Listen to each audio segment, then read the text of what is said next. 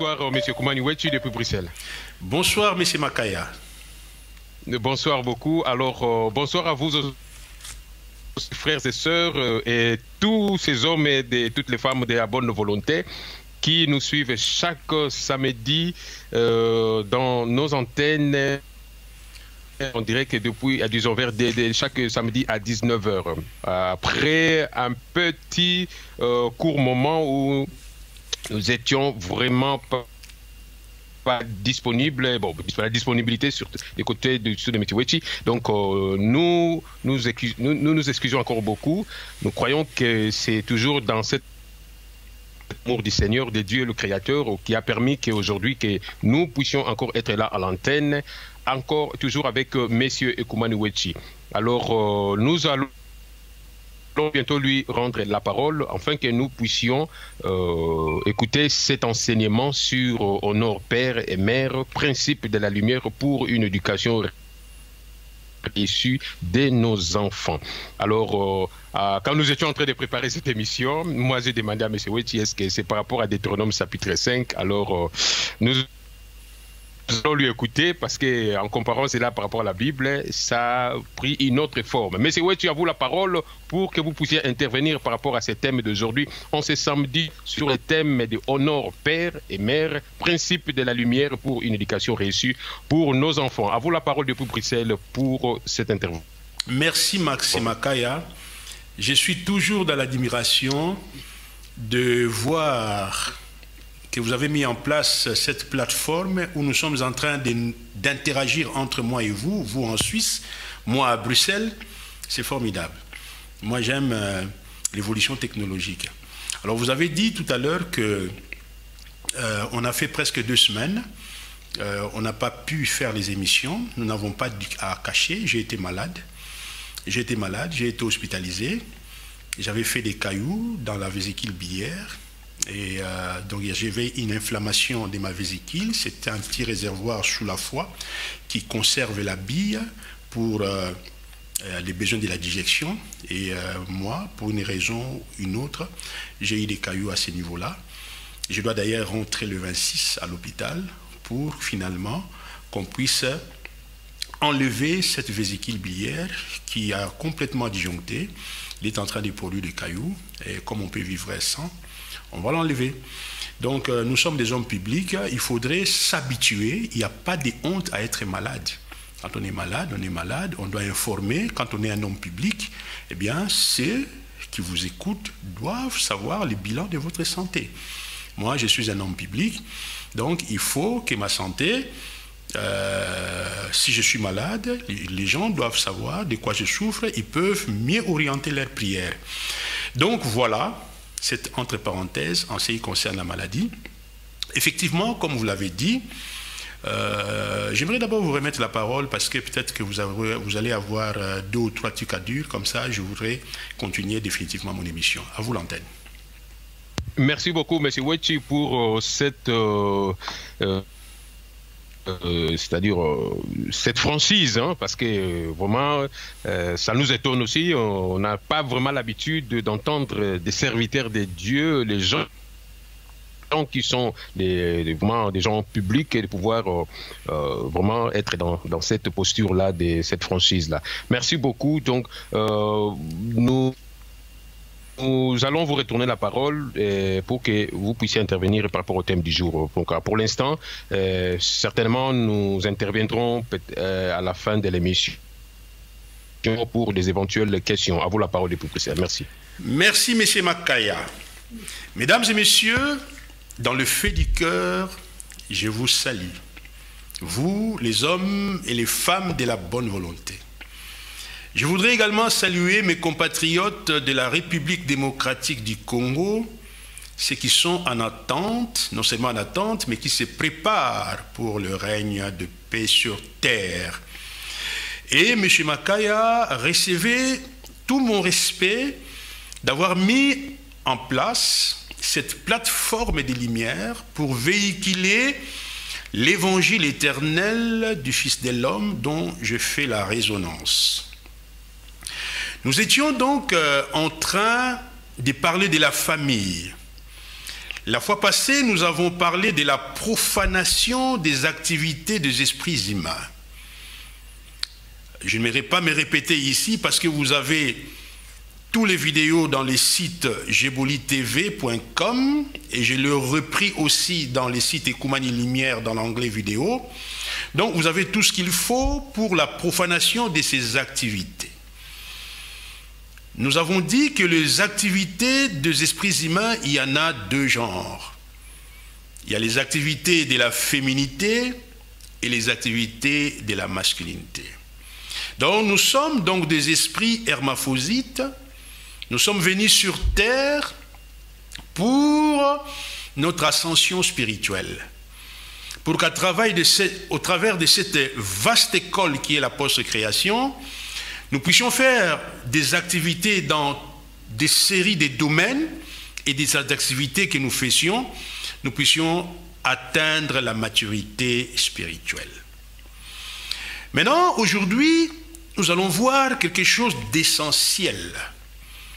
Au nord, pour reprendre l'expression de la Bible, je peux les lire si vous permettez. La Bible dit dans le livre des Exodes, Exode chapitre 20, verset 12, la Bible dit « Honore ton père et ta mère, afin que tes jours se prolongent sur la terre que le Seigneur ton Dieu te donne.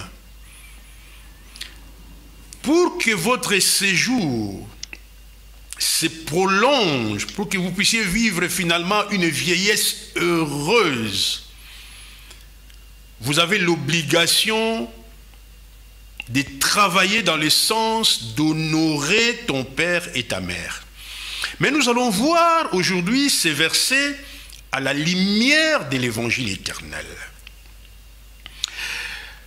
Pour que nous soyons pédagogiques, pour que vous puissiez bien me comprendre, je vais m'efforcer aujourd'hui d'utiliser des termes simples, un langage clair, pour que tout le monde puisse comprendre l'essence de l'enseignement d'aujourd'hui, parce que ça nous concerne tous.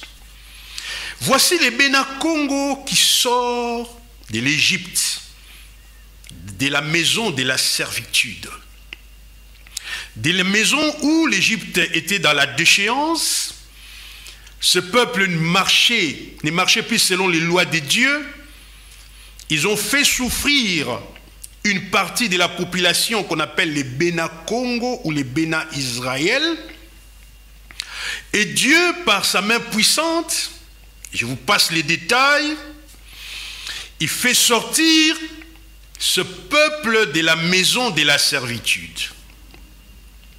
Parce que l'Égypte n'a pas respecté ou n'a plus respecté les 42 lois de la Maat. L'Égypte, à l'époque, vivait la parole de Dieu avec 42 lois, la Maat. Mais il s'est élevé d'un tout mois en Égypte qui ont bafoué la loi sacrée. Ils ont mis le peuple dans des situations de promiscuité terribles et Dieu a voulu tenter une nouvelle expérience de la théocratie avec un peuple qu'on a appelé jadis les Bénin Israël, les Bénin Congo. Et quand ce peuple sort de l'Égypte, il va en Canaan, Dieu leur donne le principe où ils vont marcher dans ces principes, ils vont bâtir une civilisation où ils vont trouver le vrai sens de la vie. Donc, Dieu fait donc un contrat ou une alliance avec son peuple. Et cette alliance se résume en 10 paroles. Dans ces 10 paroles, 4 paroles concernent la relation de ce peuple avec Dieu lui-même. Donc, les 4 premières paroles est en train de définir comment ce peuple doit se comporter vis-à-vis de sa relation avec la lumière. Et les 6 autres paroles définissent donc la relation de ce peuple entre eux. Donc il y a 2 parties dans les 10 paroles ou dans les 10 principes. La première partie, la branche verticale, définit donc la manière dont le peuple qui est en alliance avec les Très-Hauts va se comporter vis-à-vis du Très-Haut. La branche verticale. Dieu en haut et nous en bas. Et la branche horizontale est composée de 6 paroles ou comment nous devions vivre cette spiritualité entre nous pour qu'ensemble nous formons la croix de la vérité.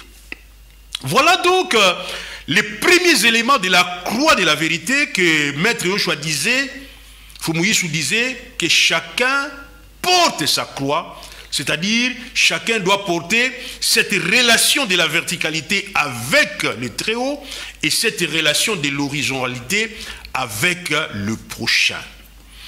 Monsieur Makaya, les 4 principes qui régissent les relations de la lumière avec les Très-Hauts, le premier principe dit, je vous résume ça, seul les Très-Hauts est lumière, seul les Très-Hauts est vie.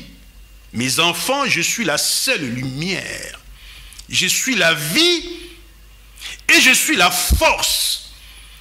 Tout le reste n'est que manifestation. Moi seul, le Très-Haut, je suis la lumière. Il n'y a pas d'autre lumière en dehors du Très-Haut. Voilà le Seigneur qui rappelle le premier principe. Il faut que les Bénakongo sachent qu'il n'y a de lumière qu'à Congo.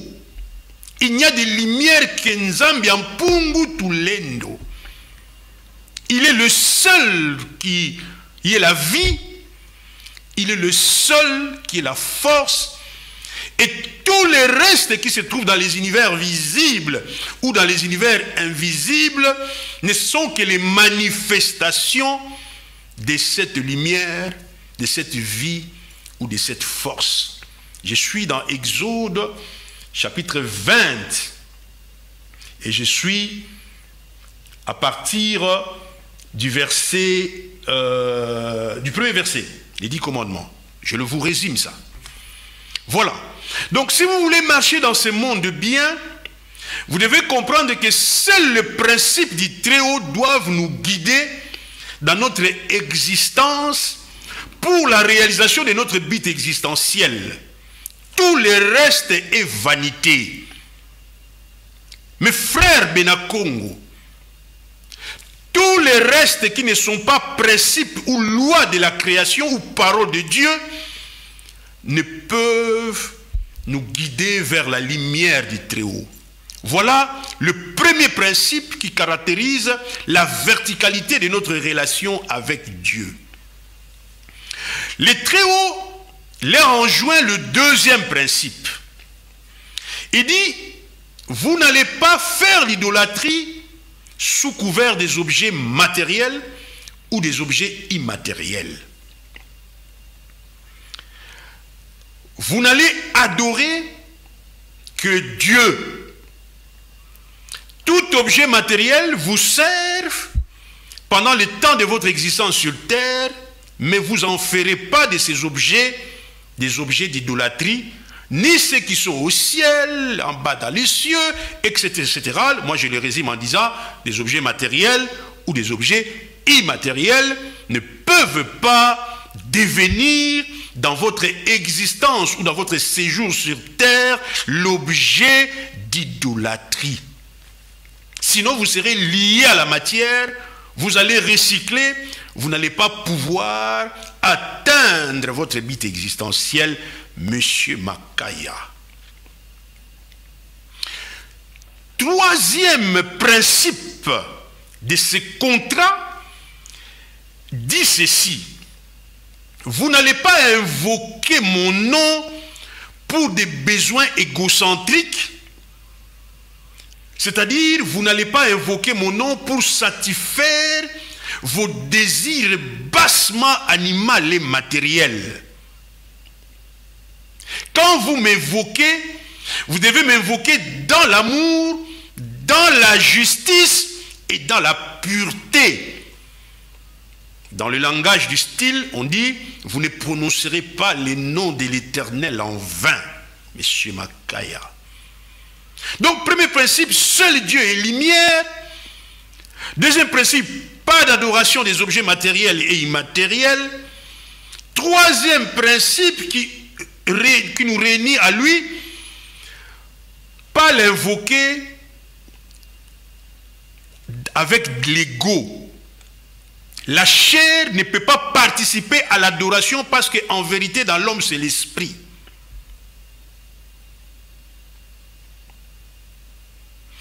Et le dernier principe de la verticalité nous dit qu'il faut que vous ayez, que vous organisez votre société, organisez-les comme vous voulez, mais vous devez tenir compte qu'à un moment, soit dans la semaine, dans la façon dont vous allez vous organiser, qu'il y ait un temps de méditation et de recueillement en dehors de vos occupations pour reconnaître en ces temps-là que moi, l'Éternel, je suis votre Dieu. Donc, le Seigneur dit que nous devons organiser dans la société des temples, par exemple, où à un moment, on peut choisir les jours. Dans notre cosmogonie africaine, c'était les vendredis. Les chrétiens les font les dimanches. Je crois que les musulmans, c'est les vendredis. Où vous allez vous recueillir pour vous rappeler toujours que vous êtes des pèlerins sur terre, pour que vous puissiez toujours vous rappeler que vous avez la citoyenneté céleste, faire le point, faire le bilan, soit de la journée, soit de la semaine, soit du mois, soit de l'année, pour que vous puissiez vous fortifier afin de repartir sur les bonnes bases.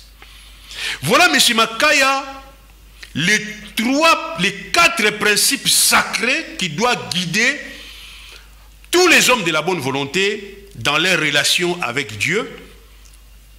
Seul Dieu est lumière, pas d'idolâtrie des objets matériels et immatériels, ne pas invoquer Dieu pour des besoins égocentriques et avoir un temps de recueillement. C'est ce que Fumuyisu dira plus tard.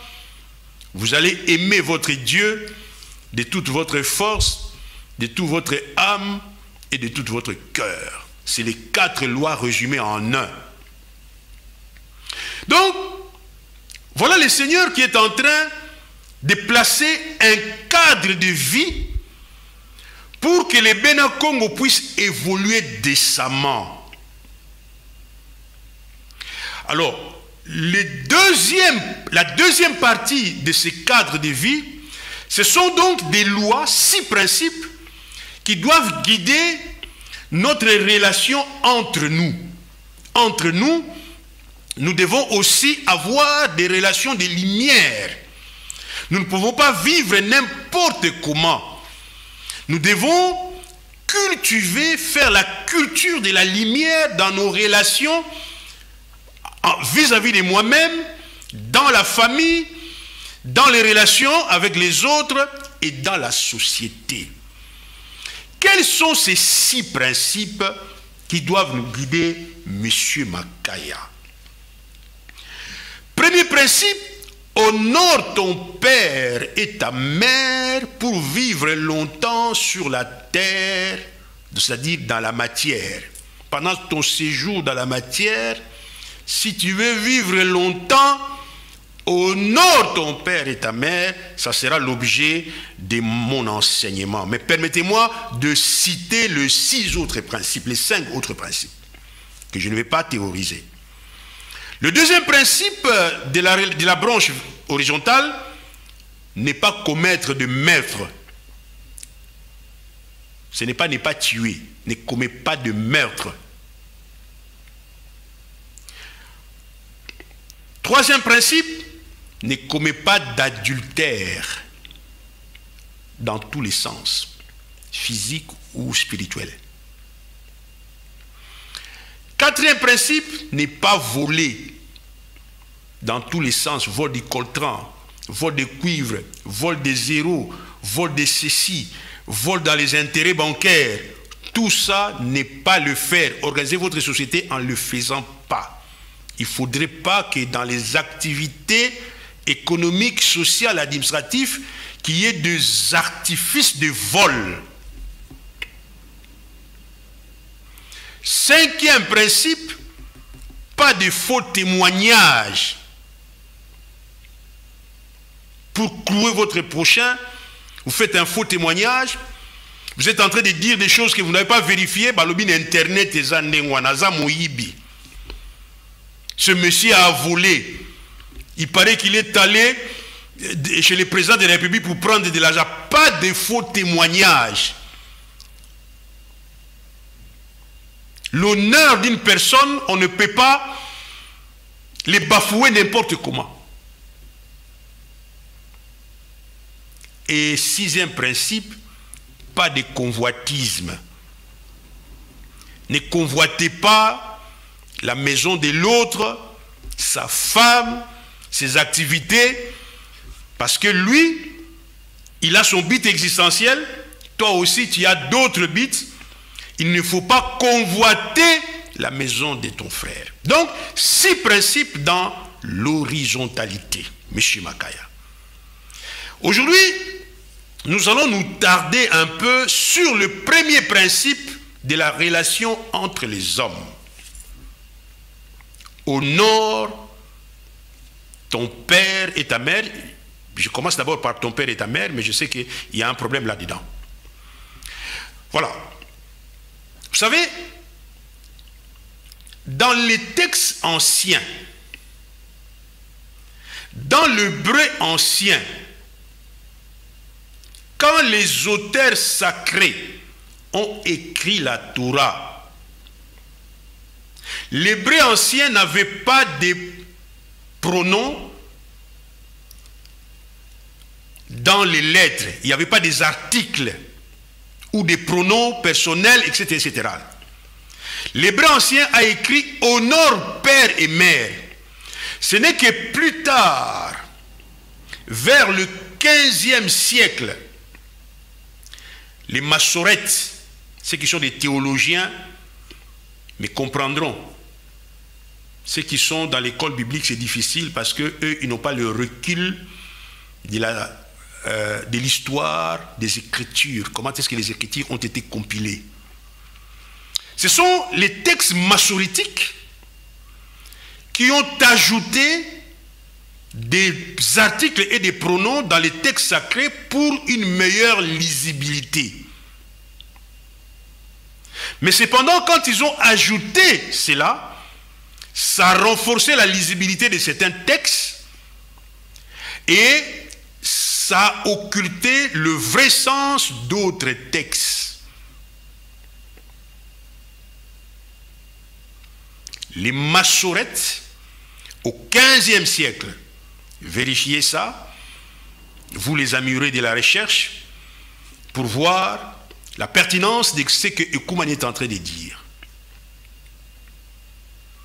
Quand vous touchez au texte sacré, et que vous ne voyez pas l'historicité de ces textes, vous allez rentrer dans le couloir, comme dit M. Makaya, où vous allez être dans un labyrinthe où vous ne savez plus vous en sortir. Donc, du point de vue de l'originalité, dans ces textes, il est dit « honore père et mère ». Mais quand les Massorètes ont recompilé la Torah en y ajoutant des prénoms personnels, des articles définis et indéfinis, ils ont dit honore père et mère. Qu'est-ce que c'est ça? Non, je pense que c'est honorer ton père et ta mère. Et ils ont ajouté ton père et ta mère. Du coup, ça change tout l'essence du texte. Parce que Dieu parle à Israël. Dieu dit, voici comment tu dois m'aimer. 4 principes. Voici comment tu dois vivre avec ton prochain. premier principe, Dieu s'adresse aux enfants. Il n'y a aucun sens. Premier principe, il s'adresse aux enfants, mais les enfants sont sous la responsabilité des parents. Comment les Très-Hauts, dans la branche verticale, il dit, le premier principe de la relation entre les humains, il s'adresse aux enfants. Il dit, enfant honoré, ça n'a aucun sens. Même sur le plan de la logique, ça ne veut rien dire, ça ne signifie rien du tout. Donc Dieu parle aux adultes. Et le premier principe, il dit, vous là, vous devez honorer votre fonction du père et votre fonction de mère, de la maman. Je suis le seul Dieu, pas d'idolâtrie, n'ai pas invoqué mon nom en vain. Et le quatrième, réserver un jour de recueillement. Et entre vous, la première chose, votre fonction du père, votre fonction de la maman doit être honorée. Monsieur Makaya. Donc voici deux arguments de taille. Ces textes, du point de vue de leur originalité, il n'y avait pas les ton et les mon père ou les ma mère. Et deuxièmement, c'est un non-sens que Dieu, en réglementant les relations entre les humains, s'adresse aux enfants. Même Maître Yoshua, quand il a résumé le 6 principes de l'horizontalité, qu'est-ce qu'il a dit? Aime ton prochain comme toi-même. Mais Maître Yoshua parlait aux adultes. Donc les 10 principes, ce sont des principes du monde adulte. Ça, c'était un peu pour saupoudrer, pour enlever les équivoques. Et maintenant que tous ces équivoques est enlevés, donc le contrat est pour les adultes et non pour les enfants.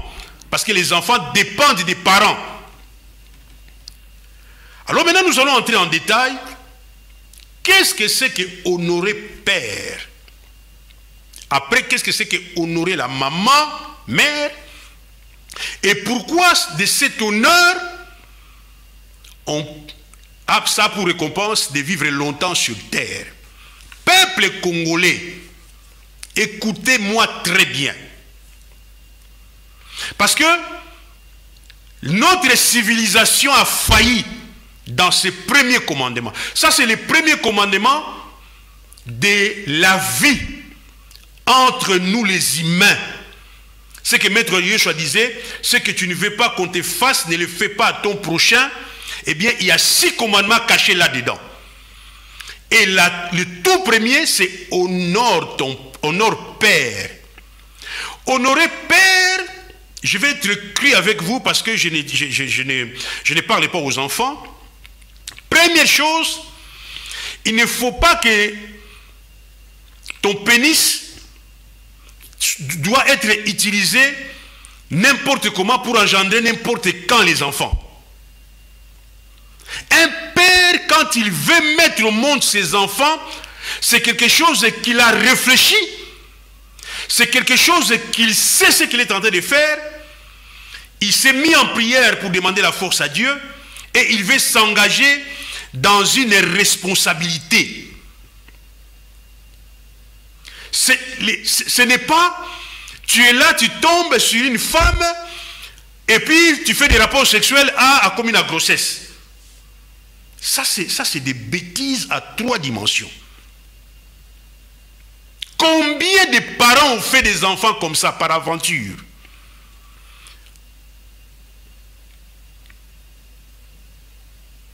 Ce n'est pas honorer la fonction du papa. Un papa, nous ne sommes pas des animaux. Nous sommes des esprits.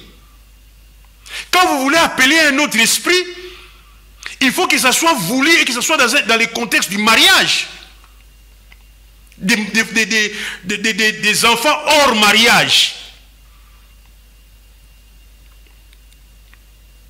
Parce que vous les avez fait dans les aventures.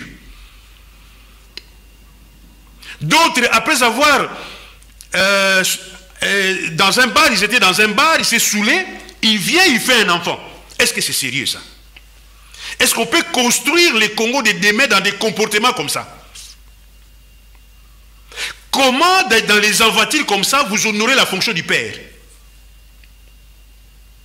Vous êtes tout simplement un délinquant.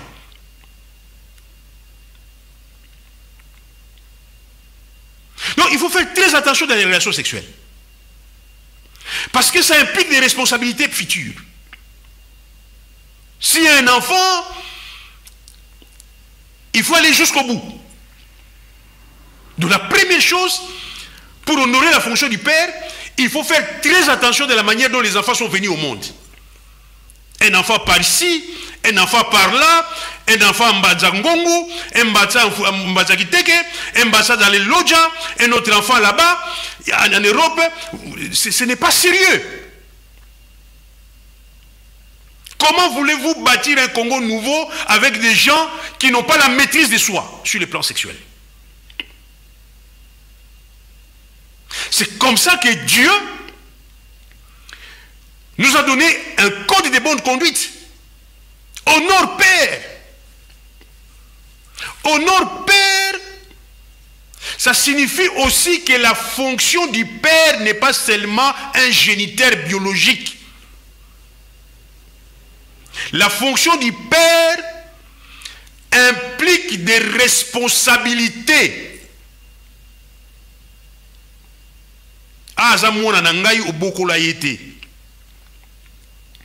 Tu es irresponsable depuis la naissance de cet enfant et tu vas le reconnaître quand il a 18 ans. Tu n'es pas sérieux. Et vous êtes chrétien, vous priez. Ça, c'est l'évangile éternel. C'est la résonance de l'évangile éternel. Les affaires de Dieu, c'est une responsabilité. Sur la croix, Dieu a pris mes péchés. Il n'a rien pris du tout parce que tu n'es pas responsable. Tu es un géniteur biologique. Tu vas vendre tes spermes dans des banques pour acheter de l'argent, pour avoir de l'argent. C'est ça honorer la fonction du Père?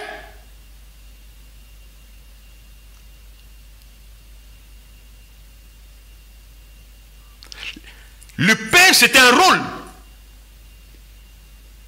qu'on doit honorer. Parce que le destin de l'humanité en dépend. Chaque ville où vous passez, vous faites des enfants. Où est le sérieux? Ça, c'est la première loi du commandement de Dieu dans les relations entre nous. Nous devons contrôler les naissances sur terre. Et quand il y a une naissance, nous devons en assumer les responsabilités. La fonction du père est aussi honorée quand un papa assure un habitat et un espace convivial pour ses enfants. Yon à gauche, Iban à droite, on ne sait même pas. Les loyers, tu ne participes pas, les enfants sont en dehors de toi. C'est quoi ça? Qu'est-ce que c'est ça?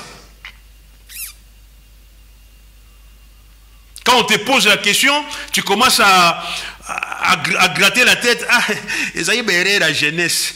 Vraiment, ah, jeunesse, vraiment. Oui, vous n'êtes pas sérieux. Ils ont erreur. Un enfant qui vient dans les erreurs. Vous pensez que cet enfant va... Déjà, il est amoindri dans ses chances de naissance. Vous n'honorez pas la fonction du père.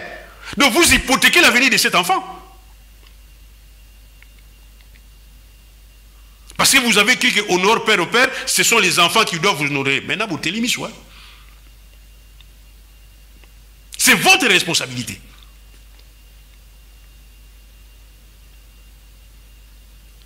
Tu vis chez tes parents, tu fais 9 enfants chez tes parents. Ils dorment à même les sols. Est-ce que tu honores la fonction du père?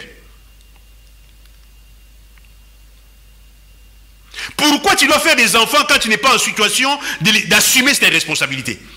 Pourquoi? Qu'est-ce que tu fais de cette loi, de ces principes de vie?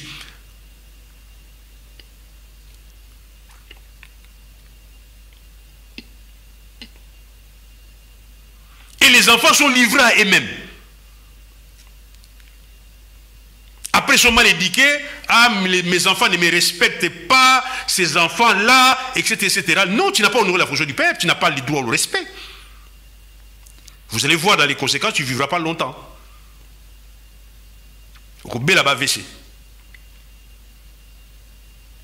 Parce que ces enfants-là vont te créer la misère. Honore la fonction du père. C'est aussi, M. Makaya, assurer tous les besoins matériels et tous les besoins dans l'évolution graduellement de tes enfants.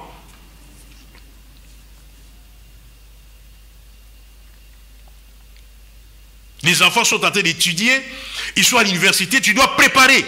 Ah, ils sont à l'université, ils doivent avoir des cotes, on doit mettre quelque chose de côté. Évidemment, quand j'ai dit ça, il y a aussi la responsabilité des gouvernants du pays. Mais ici, je suis en train de parler d'honorer cette fonction. Tu n'achètes pas les habits des enfants. Tu ne les diversifies pas. Tu ne les amènes pas dans un restaurant. Tu es là. Tu es seulement à tes amis. Tu ne fais rien de ta responsabilité parentale en tant que papa.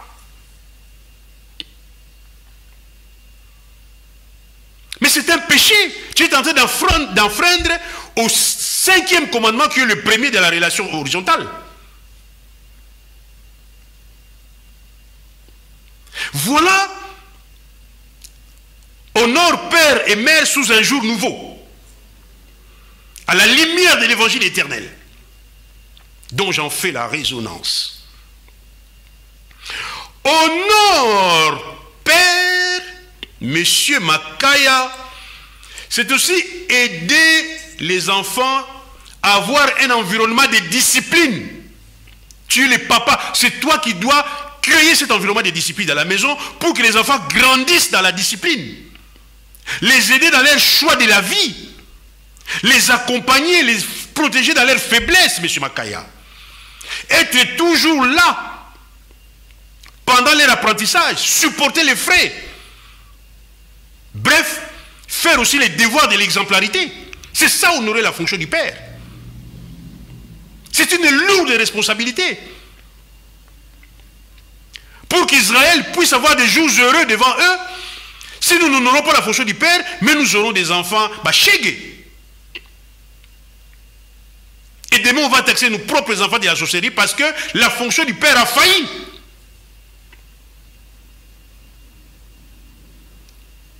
Nous aurons des politiciens voleurs.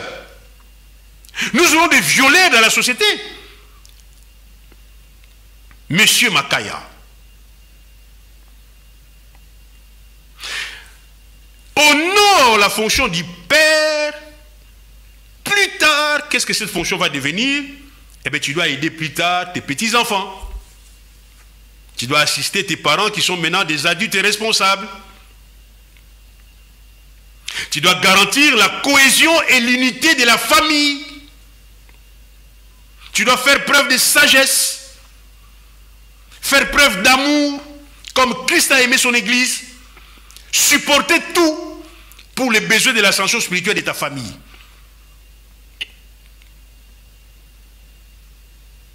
Voilà ce que ça signifie honore père. Est-ce que nous sommes cela? Tout ça là erreur la jeunesse, ok. Mais tout ça là les enfants que nous avons aussi, est-ce que nous assumons nos responsabilités? Serviteurs de Dieu. C'est de n'importe quoi. Les gens ne vivent plus les principes, le cadre que le Seigneur nous a marqué. Le Seigneur nous a tracé un cadre qui a deux branches. Le premier branche, c'est notre relation avec eux. Si j'entre dans ces premiers branches, c'est la catastrophe. Mais je ne parle pas de ces premiers branches. Parce que même dans ces premiers branches, si je vous parle de ces premiers branches sous un jour nouveau, mais vous allez tomber dans cette troque. Vous allez voir que vous n'avez rien compris du principe. Rien de rien. Parce que j'entends la prédication de ces 10 principes, vous êtes à côté de la plaque, complètement à côté et dans tous les 10 principes. Mais aujourd'hui, je ne touche que les principes d'honneur père et mère.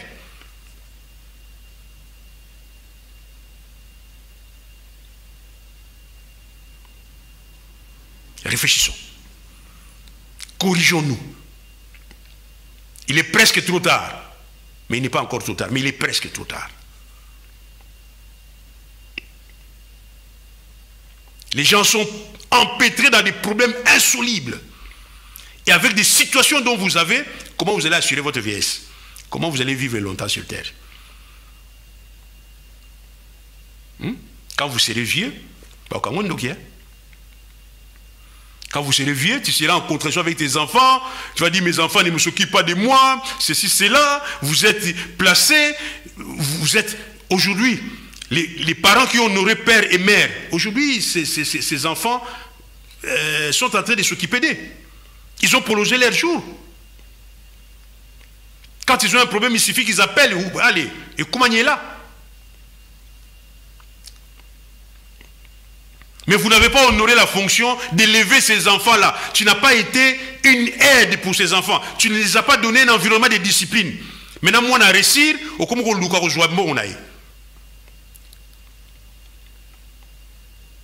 non. Cet enfant a vendu des sachets pour venir en Europe. Après, maintenant, tu commences à présenter, c'est mon fils. Mais tu as été le premier à être dur avec lui. Dur dans la méchanceté.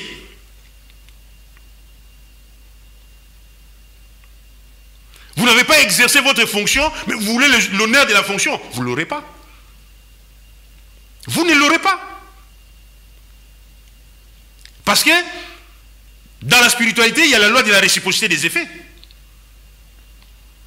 Les causes produisent les effets. Si vous n'avez pas honoré la cause, vous aurez des effets contraires, négatifs. Voilà la sagesse de Dieu. Là, c'est pour honorer père. Maintenant, nous allons voir honore mère. Maman et la République démocratique du Congo. Honorer la fonction de la maman. Nous commençons toujours par la même chose pour les papas. La responsabilité ne consiste pas à jouer au rapport sexuel n'importe comment et avoir des enfants indésirables. On vous a donné un cycle. Vous connaissez, vous pouvez calculer vos cycles. Vous devez avoir l'intelligence de calculer vos cycles. Nous avons 28 jours, donc c'est le 4e jour, le jour de l'ovulation, et les enfants, l'ovule, quand il y a l'ovulation, le 4e jour, vous divisez votre cycle en deux, et vous savez que vous laissez 3 jours et 3 jours, 3 jours à gauche, 3 jours à droite, vous laissez une période d'une semaine, pour que vous soyez sûr qu'un ovule ne va pas trimballer dans votre utérus. Laissez ça. Laissez ces 6 jours, ça ne fait que vous anoblir. Parce que vous voulez honorer votre fonction de la maman.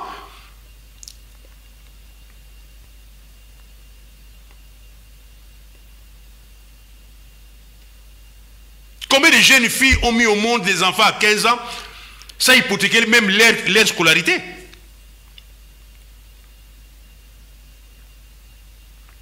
Scolarité et katani. La fille commence à vendre de gauche à droite.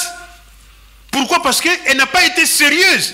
Et pourquoi si elle n'a pas été sérieuse? Vous allez voir que son père n'a pas honoré la fonction du papa. Et la fille, et ça s'est répercuté jusqu'à la 4e génération.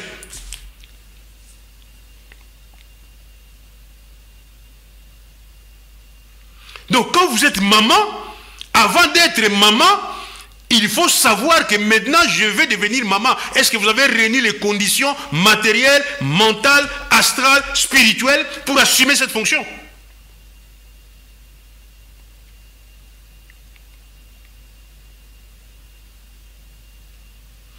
Honore mère, c'est vous qui avez le devoir d'attirer des esprits dans le monde astral.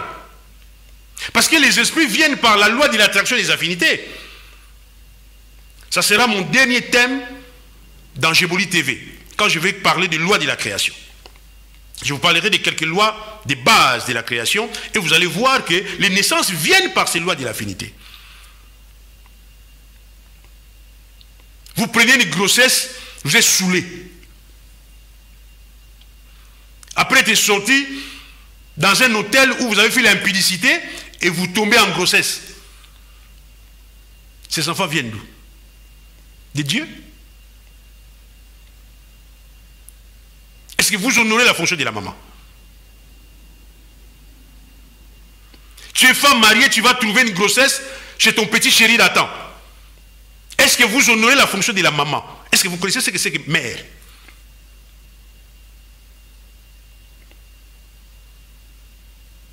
Kabila dégage, Kabila dégage. Parce que vous n'êtes pas sérieux. Vous n'avez pas encore la maturité d'assumer les responsabilités dans ces pays. L'évangile éternel est venu devant vous. Vous êtes en train de tergiverser. Nous sommes presque trop tard. Les Indiens ont disparu en Amérique. J'allais dire, mais comment trop dire, la miséricorde de Dieu, vous ne comprenez pas les lois de la création. La miséricorde de Dieu, c'est maintenant que Kouman est en train de parler. C'est maintenant que vous ne devez pas endurcir vos cœurs. Je ne prends pas les gants pour vous parler. Parce que très longtemps, vous êtes assis dans les... Combien de mariages aujourd'hui en Europe, les enfants ne sont pas les enfants de ces papas-là? Alors, quel est l'équilibre psychologique de cet enfant?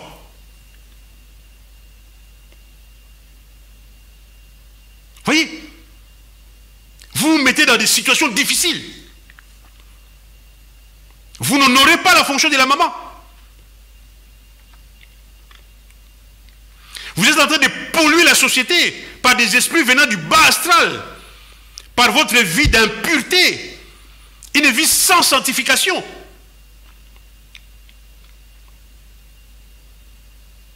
Mais c'est Makaya, c'est très grave. Je pense que si les gens étaient sérieux, ils allaient baisser la tête et dire, Seigneur, nous avons péché. Dieu, quand nous a appelés avec ma femme, il nous a dit de vous dire, si mon peuple sur qui est évoqué mon nom s'humilie, prie et cherche ma face, Dieu des cieux, je l'exorcerai. Je guérirai son pays. Mais vous devez vous humilier devant le Seigneur. On vous a donoté dans les paroles de l'évangile de prospérité, dans des paroles des évangiles, des typologies, et vous n'êtes pas sérieux dans vos mariages. Vous n'honorez pas la fonction de la maman.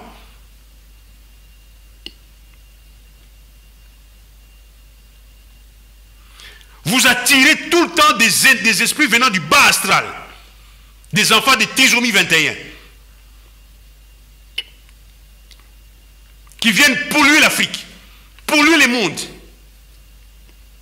Des esprits qui ne devraient plus revenir, mais à cause de la bêtise de votre façon de vivre, vous avez ramené à l'existence des choses qui ne devraient pas exister encore sur terre.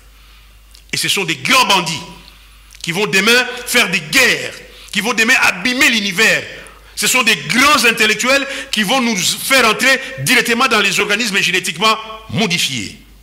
Parce que la femme n'a pas honoré sa fonction de la maman en vivant dans les basses fréquences pendant qu'il est en train de faire l'acte de la procréation. Honorer la fonction de la maman, c'est aussi façonner les premiers traits de l'identité culturelle de l'enfant. C'est la femme qui façonne les premiers traits de l'identité culturelle de l'enfant. Les choix de la nourriture, les langues. Vous mettez au monde un enfant, vous parlez en Dutch avec cet enfant-là. Quelle est l'identité qui est en train de façonner dans cet enfant? Ah oui, mes enfants doivent être à l'école française. Mes enfants doivent recevoir l'éducation à l'école anglaise.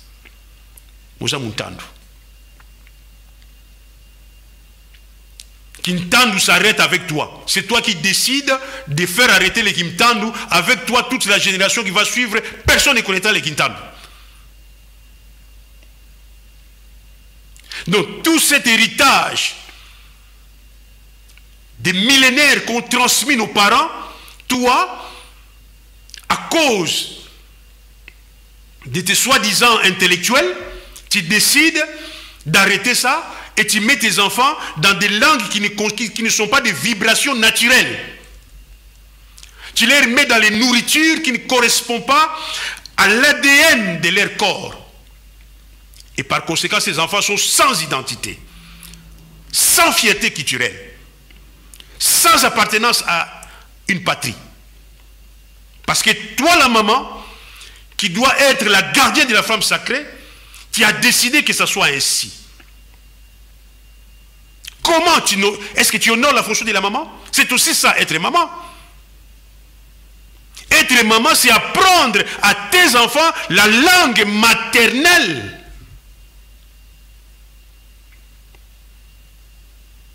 Être maman, c'est apprendre à tes enfants à aimer la nourriture de leur terre, de la terre de leurs ancêtres.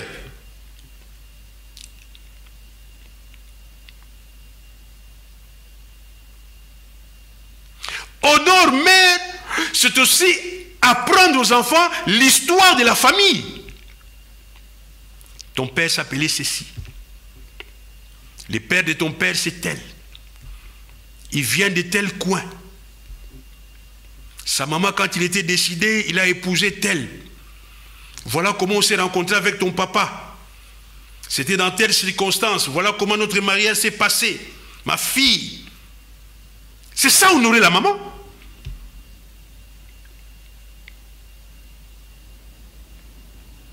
C'est cela qui va faire développer nos familles et développer nos pays. Perpétuer ces traditions des Lumières. Ça, c'est la responsabilité de la femme. Il ne s'agit pas de l'enfant d'honorer la maman. C'est la maman qui doit honorer la fonction de la maman. Mawatro. Honorer la fonction de la maman, c'est aussi transmettre de l'amour aux enfants. Transmettre les vertus aux enfants. Transmettre les bons sens de la vie.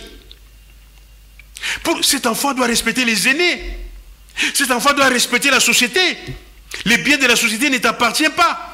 Si tu travailles, mon fils, et contente-toi de ton salaire. Mais la caisse de la société, c'est la caisse du bien public. Aujourd'hui, regardez tous les gestionnaires de l'État au niveau de nos pays. Parce que les parents n'ont pas honoré la fonction. Ils sont tous des voleurs. Nous sommes dans une crise sociétale grave. La faillite de l'État, c'est parce que l'Église est devenue une église des associations. C'est des associations, vous mettez Bambunda. Mais cette parole de trois principes, c'est ce qui doit guider la nation. Ce ne sont pas des paroles associatives.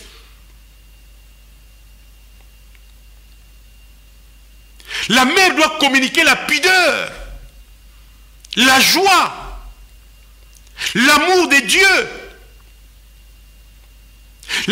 l'amour de la patrie, l'amour de la famille, le vertu. C'est ça la fonction de la féminité de la maman. Ils doivent voir comment les enfants mangent, comment ils se parlent entre eux, conseiller, donner des rapports à papa. Et le papa doit exercer l'autorité dans la discipline pour voir aux besoins. Papa, comment bête mitendo. La maman dans le feu de l'amour, dans des séries télévisées. Faites quoi là? C'est ça les mariages? Et vous vous enorgueillissez parce que on a l'écran plat, on a la voiture Mercedes, mais tout ça c'est temporaire. Voyez, quand vous n'honorez pas le premier principe qui régit les relations verticales, mais la croix est brisée. Vous ne portez pas votre croix. Et Koumani essaye de porter sa croix. Et ce n'est pas évident. Mais c'est un engagement que j'ai pris devant Dieu et devant la nation, devant le peuple, pour qu'après moi, dans ma génération qui va suivre après moi, qu'il y ait des adultes responsables que je mettrai à la disposition de la société congolaise. Aussi bien dans leur formation physique que dans leur formation spirituelle, morale et affective. Des gens équilibrés. Et ça, c'est ma responsabilité avec Yahya Akiedi. Nous essayons. Vous aussi, vous pouvez. Ensemble, nous pouvons changer la société congolaise en changeant nos mentales par des enseignements pareils. Nous sommes très loin. Nous marchons, il doit partir, alors que nous avons des tares nous-mêmes dans ces enseignements. Honorer la maman, c'est aussi bien préparer sa fille à la fonction de la féminité. Je ne vais pas revenir sur la féminité, j'ai longuement parlé de la féminité. Eh bien, la mère doit transmettre la féminité, la compréhension matique de la féminité à sa fille.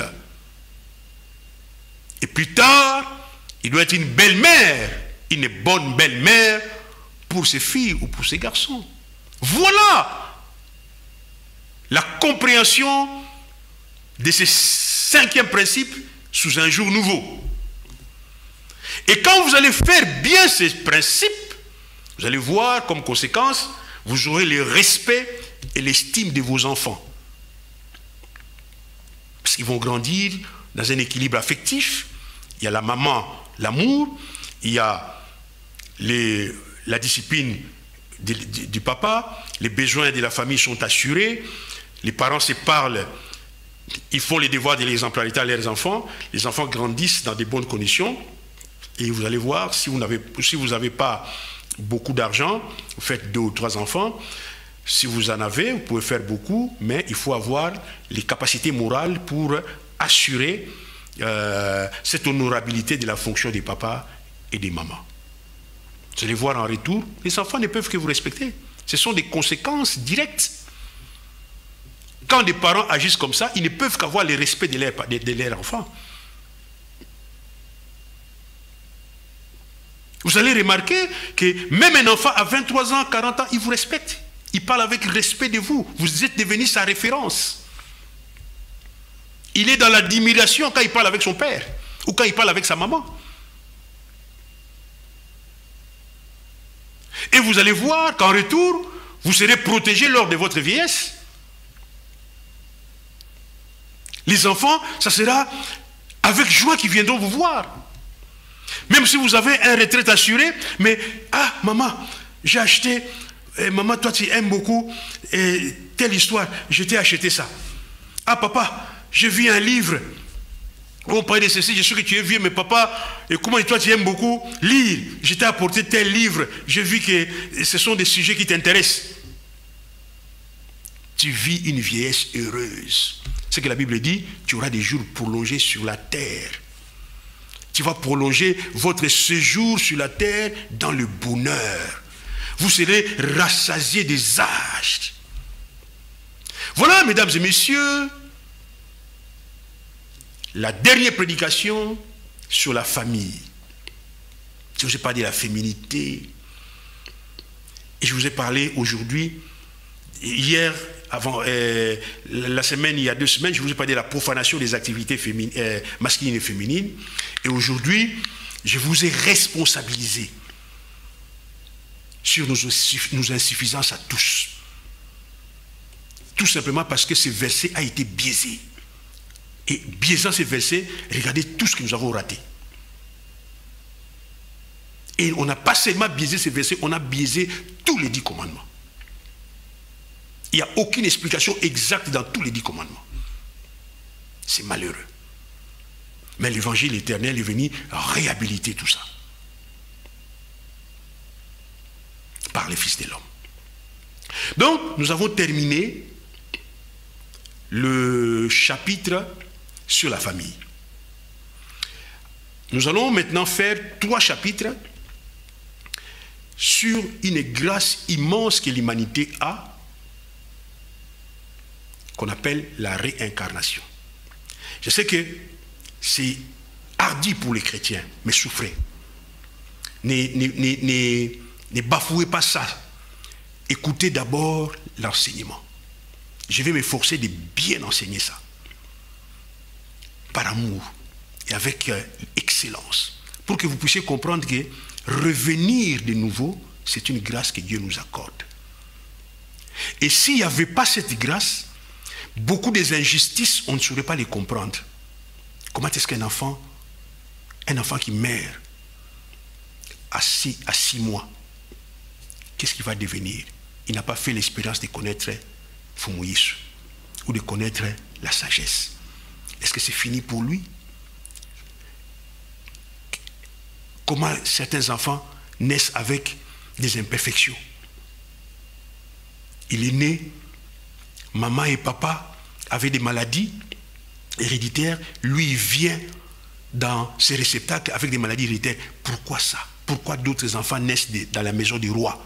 D'autres naissent dans des villages les plus reculés où il n'y a rien, il n'y a même pas de courants, tout ça. Est-ce qu'il y a-t-il de l'injustice dans l'univers? Eh bien, le secret pour comprendre que tout dans l'univers est juste, c'est la réincarnation. Et cette réincarnation est régie par des lois qui font qu'il est juste, on t'amène là où tu devrais naître. Eh bien, je vais, pendant 3 émissions, vous parler de la réincarnation dans la Bible. Parce que c'est encore une omission des Illuminati pour nous brouiller dans l'ignorance. Parce que derrière chaque ignorance, il y a des malaises. Voilà, M. Makaya, avec ceci, je termine mon émission. Je vous remets l'antenne pour quelques questions. Après, on arrête l'émission. Matondo. Matondo Mbutawechi, pour cette intervention, je reprends juste une phrase que vous veniez de dire. Je ne prends pas des gants pour vous parler. Alors, nous l'avions vraiment senti que ça a été un peu, des fois cru, des fois dur, mais nous pensons que c'est dans l'amour. Quand on aime quelqu'un, on ne se laissera pas, c'est-à-dire on reste bras croisés, surtout que quand on a reçu cette grâce de pouvoir comprendre dans l'amour de Dieu certaines choses. C'est dans cet amour-là que peut-être certains d'autres pourront vraiment le prendre un peu, que ça a été un peu dur. Mais, monsieur, oui, tu n'es pas dur, mais c'est la parole, cette parole nous arrive vers nous avec un amour vraiment profond du Créateur. Alors, on vous a bien suivi, monsieur, oui, si nous lisons la Bible, parce qu'on vous voit tout souvent se référer à la Bible, Donc, quand vous parliez même de tous ces massorettes, oui. Est-ce que vous dites que selon cette traduction, ça n'a pas été bien traduit selon cet enseignement? Exact. Donc, la compilation de la Bible est arrivée définitivement au XVe siècle. Hein. C'est au XVe siècle qu'on a compilé la Torah. Beaucoup de gens ne le savent pas. C'est vraiment définitivement au XVe siècle. Il y avait tout un tentative. Vous allez voir, par exemple, dans les Joshua, il y avait des petits livres, tout ça, mais on a mis ça ensemble au XVe siècle. Et quand on a mis ça, on a ajouté des prénoms, on a ajouté des articles, parce que l'ancien hébreu n'a pas d'articles. Et vous allez voir, quand on a ajouté des articles, alors, quand ils ont vu, en hébreu, on a écrit « honore père et mère », alors les scribes massorettes, ils ont dit « honore père et mère ». Ah non, je pense que les auteurs, parce qu'ils ont fait ce qu'on appelle la critique historique. Hein. La critique historique, c'est-à-dire, il y a plusieurs manuscrits, il y a plusieurs textes, alors on essaie de voir l'essence de cela et on a récompilé ça comme ça. On a eu plusieurs versions de manuscrits différents. Alors, on a essayé de faire la critique historique pour reconstituer les textes. Il y a tout un travail.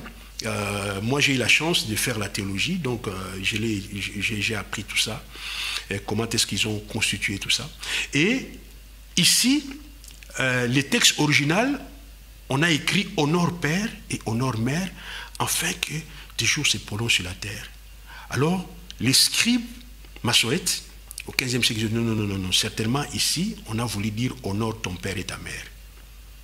Alors là, ils étaient à côté. Pourquoi? Parce que Dieu ne s'adresse pas aux enfants. Les 10 commandements, ce sont des paroles des adultes. 6 pour la relation de cet adulte avec Dieu et 6 pour la relation de 7 adultes dans la société. Et c'est ça les 10 commandements, les 10 principes de vie. Alors, dans le premier commandement de notre relation dans la société, on ne s'adresse pas aux enfants. C'est un non-sens. Ça n'a aucun sens. Que Dieu, qui te parle, Makaya, voici les 4 commandements que je te donne. Je te dis, pour moi, je suis le seul Dieu. Deuxièmement, ne fais pas d'idolâtrie. Troisièmement, ne m'invoque pas par égocentrisme. Quatrième point, réserve un jour pour m'honorer. Bon, dans ta relation avec les autres, M. Makaya, et commence à parler de ton enfant. C'est de n'importe quoi. Ça n'a aucune logique. Donc, les ajouts de ces scribes, ce n'était pas bien fondé ici. Et ils ont biaisé tous les sens. Et vous allez voir même dans la deuxième, on dit, tu ne commettras pas de maître. Tu ne commettras pas d'adultère. Tu ne voleras pas. Tu ne feras pas de faux témoignages. Donc on s'adresse à des personnes qui sont en alliance avec lui. Or, pour être en alliance avec le Seigneur, ce n'est pas dans l'adolescence. C'est dans l'âge adulte. Donc, ceci permet facilement de comprendre que les tons là, c'est un ajout. Mais malheureusement, ça a traversé 2000 ans. Et aujourd'hui, quand je l'ai dit, ça a l'impression de faire un grand bouleversement. Et oui, c'est vrai. C'est la restitution de l'évangile éternel. À vous, M. Makaya. Merci beaucoup, M. Wetch, pour cet éclaircissement. J'ai voulu aussi vraiment rebondir sur ce point, en lisant même, disons, quand M. Wetch était en train d'intervenir.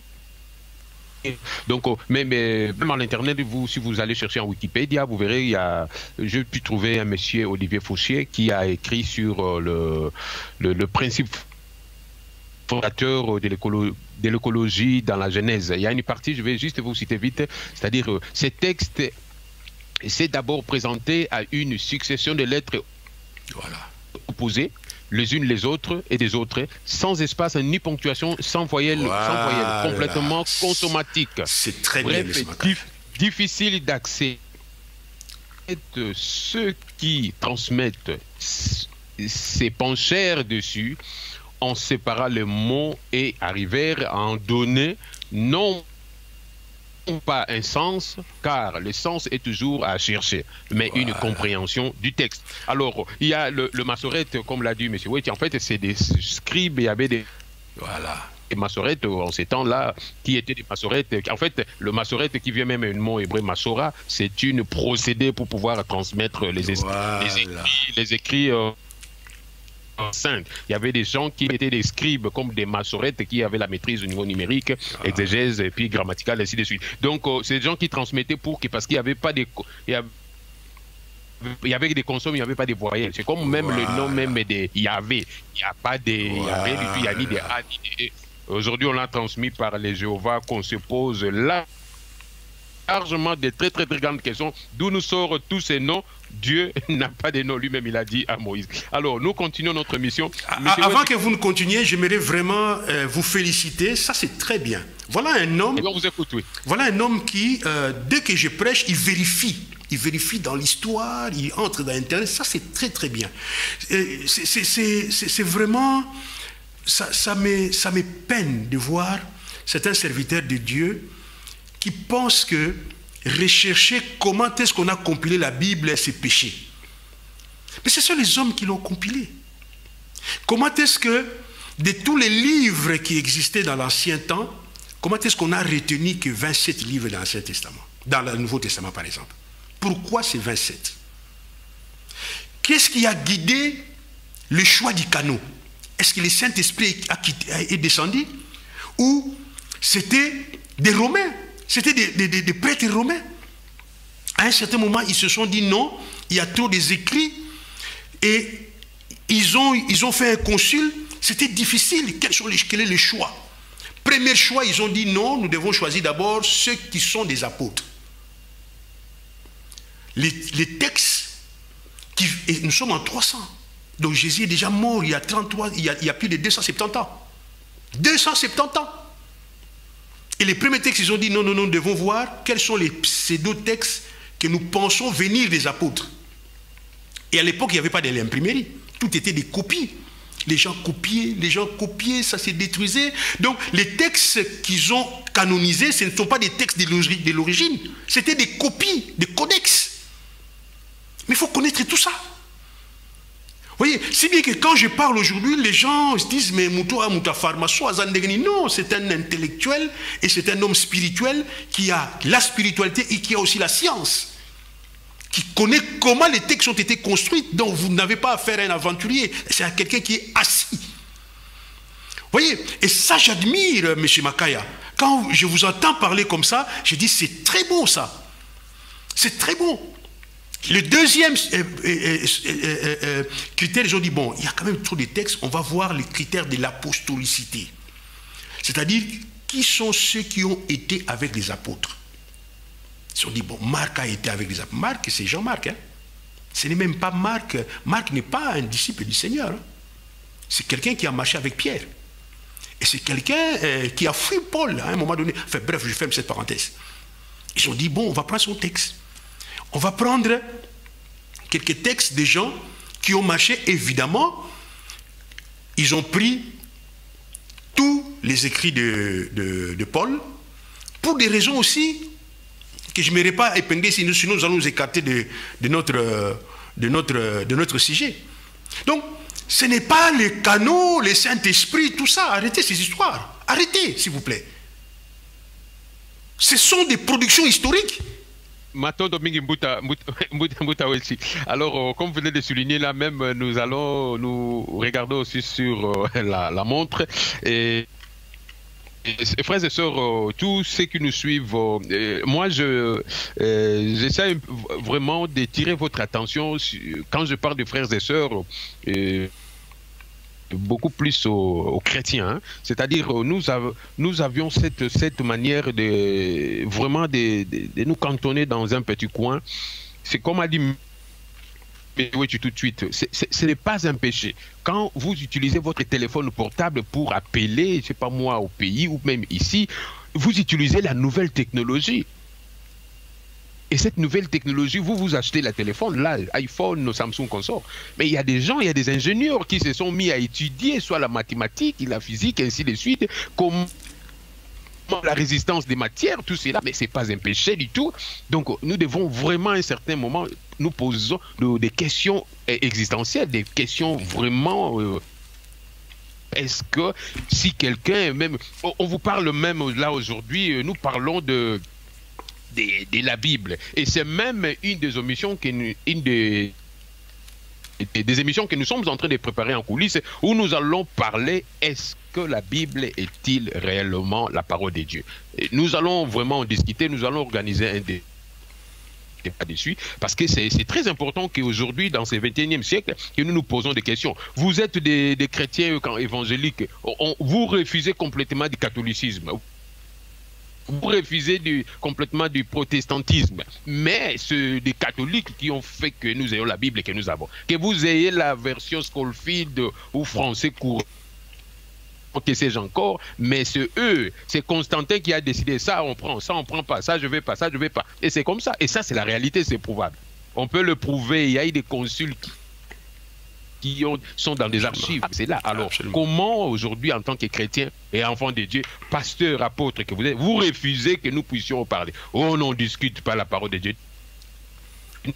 Paul était dans les aéroports, il faisait des débats, donc il n'y a pas du tout. Nous évoluons alors, M. Weti. Alors, quand vous dites que et puis nous revenons encore, c'est-à-dire, c'est très important que nous comprenions très bien ces émissions que nous organisons avec M. Weti, c'est pour que nous puissions réellement qu'on se pose des questions existentielles et qu'on puisse se voir vraiment devant ces miroirs de l'éclairage de ces messages. Est-ce que devrions-nous toujours continuer dans cette manière qu'on nous a toujours enseigné? Parce qu'il y a des choses vraiment qui paraissent tellement floues. Il y a des détails comme ça. Nous ne pouvons pas s'en passer ça. Il y a un moment, vraiment, on met un peu, on s'arrête, on se dit non, ici on aimerait un peu ça. Parce que quand on s'appuie sur la Bible et la Bible elle-même, il faut même se poser mille et une questions. Comment a été canonisé, comment ils ont retenu certains livres. C'est déjà là au commencement, Bereshit, comme disent les Juifs.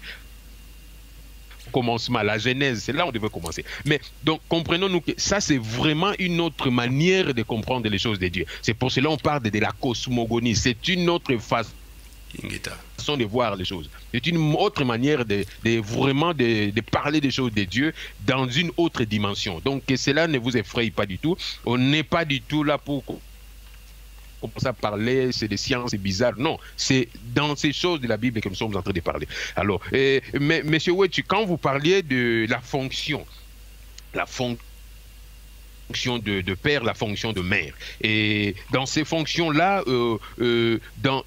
quand je vais beaucoup plus parler de quoi, bon, plus peut-être au niveau du papa. Quand un père, c'est-à-dire il ne travaille pas du tout, il y a des gens qui sont contents d'être social, qui dérange vraiment dans la spiritualité et que la personne n'honore pas du tout sa fonction en tant que père ou en tant que papa. Absolument.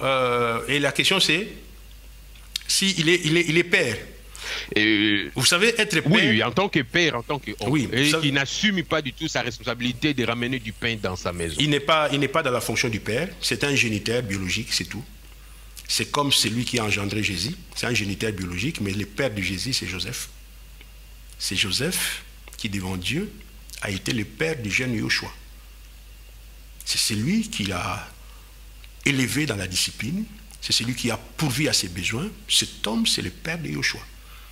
D'ailleurs, dans la cosmogonie africaine, vous allez voir qu'il y a des gens qui n'ont pas été des géniteurs biologiques des enfants, mais qui se sont mis en mariage avec une femme, et il a pris ses enfants, il les a élevés comme ses propres enfants. Celui-là, il est père. Et vous allez voir que ces enfants vont l'honorer comme leur papa. Ils vont vraiment les prendre comme leur père personnel. C'est ça, être père. Être père, ce n'est pas être géniteur. Un géniteur biologique, on peut acheter des spermes. Hein? Mais jouer le rôle du père, c'est jouer le rôle spirituel chez les enfants. C'est investir, c'est une grande responsabilité. Donc ce n'est pas parce que tu as mis au monde un enfant, tu les as rendus malheureux, tu n'es pas père. Pour moi, tu n'es pas mon père. Tu n'es pas mon père, je suis désolé. Mon père, c'est celui qui m'a appris à être un homme. C'est quand j'étais malade, c'est celui qui m'a aidé. C'est celui qui a supporté mes difficultés, mes erreurs. Il était là pour me corriger. Il était là pour me donner des conseils dans la vie. C'est celui-là qui est mon père. Et c'est de cela que Dieu parle ici. Dieu ne parle pas des géniteurs biologiques. Même lui-même notre Père qui est au ciel. Il est notre Père parce qu'il est en train de pouvoir à tous les besoins vitaux de notre vie. Il pourvoit à tout. Il a mis à disposition toute cette post-création pour que nous puissions faire notre expérience. Et il veille à ce que ces lois soient immuables. Ça, c'est un vrai Père. Et il nous enjoint de faire la même chose. Donc, aujourd'hui, nous n'avons plus le droit de profaner le rôle du Père. On ne parle pas ici aux enfants. Ça, c'est trop facile. C'est trop facile, nous venons de les démontrer d'abord que ce n'est pas ça. Et puis c'est trop facile, quel est ce Dieu qui va demander aux enfants d'honorer des gens qui n'ont rien fait. Un papa qui débarque à 20 ans et puis il dit, voilà, na papa na yo limbisanga, tout ça, allez te faire foutre, excusez-moi. Hein. Tu n'es pas mon père. C'est celui qui m'a élevé qui est mon père. Les Blancs ont compris ça. Hein. Les Blancs l'ont compris. Et il faudrait que cette mentalité s'imprègne chez nous aussi. Parce que c'est la parole de Dieu. Le père, c'est une fonction. Ce n'est pas du géniteur. Mais il est mieux que celui qui t'a engendré biologiquement soit aussi ton père. Pour que la famille ait une cohérence. Vous engendrez un enfant biologiquement, vous l'abandonnez. Maman Naye, il part acheter des micatés, vous n'êtes pas là, vous êtes en train de faire vos ambiances, et après, ah oui, je vais reconnaître mon enfant, na opese Mukanda. Oui, c'est ça. Mukanda, c'est quoi? Parce que les Mukanda, ça va mettre des empreintes biologiques, des empreintes spirituelles dans cet enfant? Vous voyez, nous avons des conceptions terre à terre, parce que nous ne sommes plus sérieux. Voilà pourquoi j'ai dit que je n'utilise pas des gants en ce qui concerne les parents. Parce que moi, je suis révolté de voir que nos enfants n'ont pas un cadre approprié à cause de nos bêtises. Les parents congolais ne jouent pas leur rôle. On met des enfants pour avoir des allocations familiales. Qu'est-ce que c'est ça? C'est les allocations familiales qui vous importent face à la vie d'un enfant. Et vous l'abandonnez, vous allez construire l'hôpital au Kangimwa Nandaku pendant 3 semaines à voisin Talaka. Non! On doit ravir ces enfants et les donner à des gens qui veulent devenir des parents. Nous continuons dans cette... nous sommes dans... Le thème d'aujourd'hui, c'est Honore Père et Mère, principe de la lumière pour une éducation réussie à nos enfants. Monsieur Wetchi, si nous rebondissons sur la fonction de la mère... Oui. Est-ce que quand une femme ou une maman utilise des techniques, parce que vous l'aviez cité pendant que vous interveniez, cycle mensuel, c'est là. Est-ce que ces mesures de contraception, tout cela, est-ce que ça dérange aussi au niveau de la fonction d'une femme? Je ne m'irai pas, je vais quand même entrer un peu parce que là vous m'avez fait ce jet que vous avez fait l'autre fois aussi à propos des inséminations artificielles. Donc Dieu a bien fait les choses, mon frère. Dieu a fait des cycles. Ce n'est pas pour rien que Dieu a fait les cycles de la femme. Je m'excuse parce que, monsieur Wetchi, parce que quand vous parliez de cela, c'est comme si vous, parce qu'on sait qu'il y a certaines religions, leurs femmes, ils utilisent des pratiques naturelles. Ah oui, moi j'appuie les pratiques naturelles. On entend parler des juifs, des musulmans. Moi j'appuie ça, parce que moi je vais vous dire une chose, je vais vous faire une confession, toute la planète entière peut le savoir. J'ai commis cette erreur-là. J'ai eu, à un moment donné, on a discuté avec ma femme. Ça, c'est vraiment une entre parenthèses qui n'entre pas dans le cadre de l'enseignement. L'enseignement est terminé. Alors, Maman Yaya Kiyedi a fait 2 ans de contraception. Mais quand il a fini ses contraceptions, son cycle était perturbé. Et progressant dans l'initiation, nous avons compris que la femme est calquée sur la ligne. Enfin, ça, c'est encore autre chose. Hein? Donc, le cycle de la femme est réglé sur le cycle de Ngonda, la ligne. Alors, elle a été perturbée complètement parce qu'on voulait avoir un enfant et il avait des cycles artificiels parce que la contraception a perturbé ce cycle. Il a fallu plus d'1 année pour qu'il revienne dans son cycle normal. Vous voyez, et plus jamais on s'est dit, c'est terminé. Ces histoires, ça perturbe le taux vibratoire, je reviens encore à ça. Et puis, on ne sait pas derrière ça, qu'est-ce qu'ils mettent dans les corps humains. Vous voyez, donc moi j'encourage ceux qui ont la maîtrise de soi, parce que finalement on a eu la maîtrise de soi et ça va très bien. Ceux qui ont la maîtrise de soi, de laisser la femme vivre naturellement. Parce que quand vous mélangez, son cycle va changer et finalement, quand vous allez faire des calculs au milieu du cycle, vous pensez être au milieu du cycle alors que vous êtes vraiment en pleine ovulation. Vous voyez? Pourquoi? Parce que son cycle a changé. Et il y a aussi les habitudes alimentaires. Les habitudes alimentaires aussi changent les comportements de l'organisme de la femme. Donc, il y a tout un tas de choses dans le monde occidental qui perturbent la femme. Voilà pourquoi nous devons rester thématiques à ce niveau-là, avoir confiance en Dieu et évoluer dans un environnement naturel. Moi, je privilégie toujours la nature parce que la nature fait mieux les choses. Et je pense que si nous faisons ça, vous allez voir, nos femmes vont vibrer très bien, ils auront des cycles tout à fait réguliers, mais évidemment, il y a aussi des femmes qui ont des ovulations qui ne sont pas mensuelles. C'est-à-dire qu'il a un cycle mensuel, mais son ovulation, makinaye, et bimara une fois tous les 6 mois. Hein? Moi, j'ai connu ça, ma marraine, sa marraine à elle, donc Kokonangaï, la marraine de notre marraine, ils ont eu 5 ans de stérilité. Et quand ils sont allés dans la médecine, on a compris que cette femme-là, par année, il ne met que 2 maquis. Par année. Il faut tomber sur l'année, il faut tomber sur les mois pour les savoir. Alors, dès qu'ils ont su ça, finalement, ils ont 5 enfants. Et ils évoluent bien. Donc, chaque femme doit se connaître très bien. Hein? Pourquoi? Parce qu'ils cherchent à honorer la fonction de la maman. Honorer la fonction de la maman, ça implique aussi une responsabilité de bien vous connaître vous-même. Il ne faut pas vous appuyer sur des artifices que vous ne savez pas les tenants et les aboutissants. Et où tu vois, ah oui, mon nez la zoté kango. Mais vous évitez pouvoir zoté kango. Donc, ne soyez pas des paresseux intellectuels ni des paresseux d'esprit.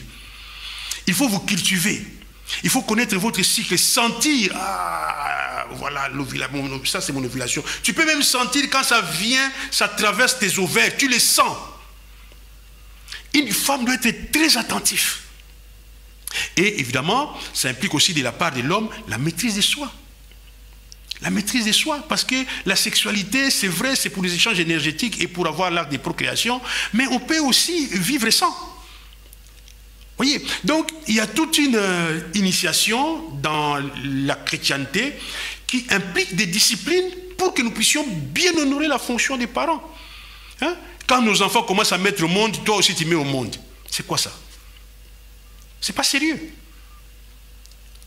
Voyez, quand nos enfants commencent à mettre au monde, c'est le moment de prendre soin de tes petits-enfants.